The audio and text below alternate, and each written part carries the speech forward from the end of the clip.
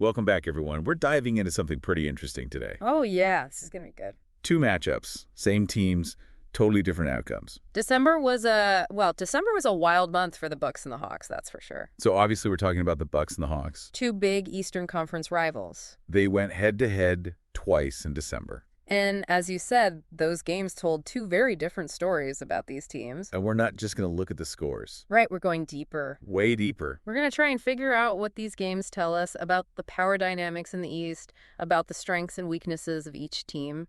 And maybe even get a glimpse of where they're headed this season. And maybe even beyond. So let's rewind back to December 4th, Game 1. Right, Game 1. The Hawks had home court advantage at Pfizer Forum. Their home turf. And they completely dominated the Bucks. Dominated is an understatement. They crushed them. 119 to 104. Not even close. No, not even close. What stood out to you in that game? I mean, a lot of things stood out. For sure. I mean, the Hawks just came out strong, and they never let up. It really felt like they had a game plan. They did. And they executed it perfectly. Perfectly. And Jalen Johnson had a monster game. Oh, yeah. Jalen Johnson was amazing. 23 points, 13 rebounds. A double-double. I mean, he was everywhere, man. It feels like we're seeing him really step up this season. We are. Do you think this is like a breakout season for him? It could be. Yeah. I mean, it's early, but, It's early. you know, those 13 rebounds, they were huge, right? Yeah. The Bucks usually dominate the boards. Totally. They're a very physical team. Super physical. Giannis, I mean, See, he's a beast on the boards. But Johnson really disrupted their rhythm. He was all over the place. He was, and if he can play like that consistently, it changes everything for the Hawks.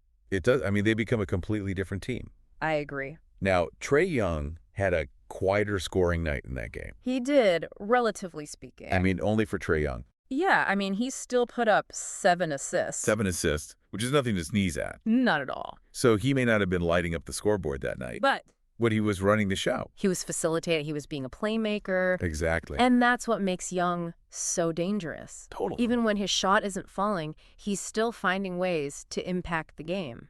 He is. And the Bucks clearly had a defensive strategy focused on him. Oh, yeah. They were all over him. But he still found ways to impact the game. He's tough to stop, man. He is. He is. But on the Bucks side, Giannis still put up 31 points. Yeah, Giannis is Giannis. He is. You can't really stop Giannis. It's just that the Hawks were just too much that night. Right. It was like he was trying to swim upstream against a raging current.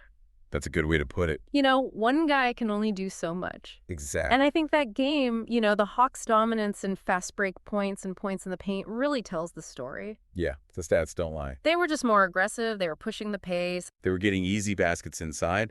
The Bucks just didn't have an answer for it. It was a tough night for the Bucks, a really good night for the Hawks. It was. It was a statement. So Game 1 was a statement win for the Hawks. But a week later, December 14th, these two teams meet again. Round 2. This time it's the NBA Cup semifinals in Las Vegas. So we've moved to neutral ground. Neutral ground, higher stakes. Yeah, higher stakes. The winner goes to the NBA Cup final. I mean, talk about pressure. Yeah, you could feel the intensity. You could feel through the TV screen. Oh, absolutely. I mean, that's how intense it was. So how does this one play out? Well, the Bucks get their revenge, 110 to 102. Okay, so a much closer game. Much closer. Which makes it even more interesting, right? Oh, yeah, way more interesting. Because it wasn't a blowout. It was a battle. It was a battle all the way to the final buzzer. Absolutely. And I think this game showed us what the Bucks are really made of.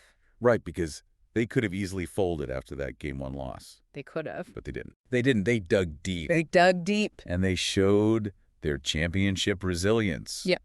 That's what champions do, right? They bounce back. They bounce back. Exactly. And Giannis was unbelievable. He was amazing. 30 points, 12 rebounds, 9 assists. Almost a triple-double. He was so close. Yeah, I mean, he was just like a one-man wrecking crew out there. He was unstoppable. And what's really interesting about this game, and this is what I love about Giannis, Yeah. is how he facilitated the offense in this game. He was passing the ball. He was getting his teammates involved. Exactly. He wasn't just trying to score every single time. Right. He was making the right play. And it worked. It absolutely worked because Damian Lillard also had a great game. Right. 25 points from Lillard. They really needed that extra firepower to counter Trae Young, who was on fire for the Hawks. Yeah. Trae Young was not going down without a fight. No, he was not. 35 points and 10 assists for Young. I mean, that's incredible, right? But But it wasn't enough. It wasn't enough. The Bucks defense, they stepped up in the fourth quarter. they tightened things up. They forced some turnovers. That's ultimately what won them the game. Exactly. They showed their experience. Championship pedigree. Right. And that's what it takes to win these kinds of games. When the pressure is on, you've got to be able to rely on your experience and your talent. You got to be able to execute. Exactly. So we've got these two very different games. Two very different stories. But what I'm really curious about is what this tells us about the Eastern Conference as a whole. Right, right. I mean, it feels like things are wide open this year. It does. What do you think? I think these two games are like a perfect example of the competitive landscape in the East. Oh, interesting. Because on the one hand, the Bucks are still the team to beat. They're defending champs. They made it to the NBA Cup final. Right, they're a serious contender. Right. But the Hawks showed they can go toe-to-toe with them. Especially with Jalen Johnson's emergence. Oh, absolutely. It's a huge factor. Yeah. He's a game changer. He's like a wild card for the Hawks. I like that wild card. That's a good word for him. Because if he keeps developing, they become a real threat. They do. And a threat to everybody in the East, not just the Bucks. That's right. So for our listeners out there, what should they be watching for as the season goes on? Oh, that's a great question. What are the key takeaways from these December matchups? Well, first and foremost, keep an eye on Jalen Johnson. Yep, Jalen Johnson. I mean, is this a sign of things to come? Is he the real deal? Or was it just a flash in the pan? Two good games. But we'll see. We'll see. If he can consistently play at a high level, the Hawks become a much more dangerous team. They do. And then, of course, the big question, can the Bucks maintain their championship form throughout the whole season? Right, because they're clearly the favorites right now. Yeah, coming off the championship. Yeah. But the East is full of contenders. It is. We've got the Celtics. We've got the Nets. Don't forget about the Sixers. The Sixers, yeah.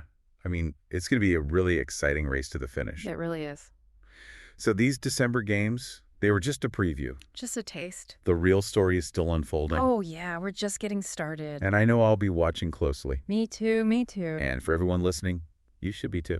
Yeah, pay attention to these matchups, these players. This is where the excitement is. This is where the drama unfolds. These games matter, and they give us a glimpse of what might be to come. And who knows what the future holds, but it's going to be fun to watch. It is. So stay tuned. We'll be back with another deep dive soon. Until then. See ya.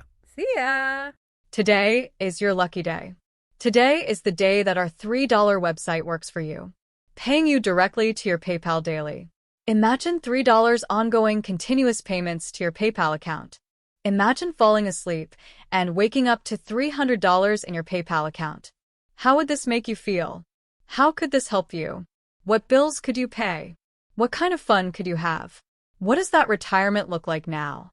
All for a one-time payment of $3. This website is DFY done for you, fully built and completely hosted, and never stops collecting payments for you. You have spent $3 on coffee on a regular, but that coffee won't help you create multiple streams of income. Click the link below.